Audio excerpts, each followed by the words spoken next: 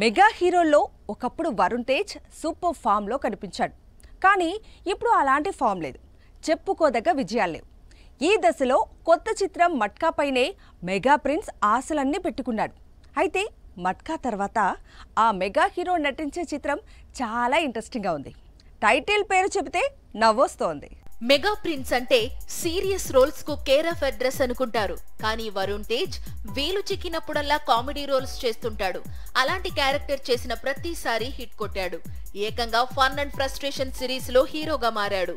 గాండివధారి Arjuna, operation Valentine లాంటి serious movies box office దగ్గర పెద్దగా వర్కౌట్ కాకపోవడంతో ఇప్పుడు వరుణ్ మరోసారి కామెడీ క్యారెక్టర్ కు జై కొట్టినట్లు టాక్ వినిపిస్తోంది.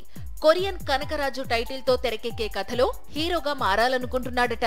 ఇంతకీ వరుణ్ తేజ్ ను కొరియన్ కనకరాజుగా మార్చే దర్శకుడు ఎవరనుకుంటున్నారా? మేర్లపాక గాంధీ. గతంలో వెంకటాద్రి ఎక్స్ప్రెస్ రాజా లాంటి చిత్రాలు తీసిన దర్శకుడు. ఇప్పుడు యూవీ క్రియేషన్స్ బ్యానర్ లో వరుణ్ తేజ్ ను కొరియన్ కనకరాజుగా మార్చుకున్నాడు. ప్రస్తుతం వరుణ్ మట్కా అనే మూవీలో నటిస్తున్నాడు. ఈ మూవీ నవంబర్ 14న రిలీజ్ అవుతోంది. ఆ తరువాత మేర్లపాక గాంధీతో మెగా ప్రిన్స్ మూవీ ప్రారంభమవుతుంది.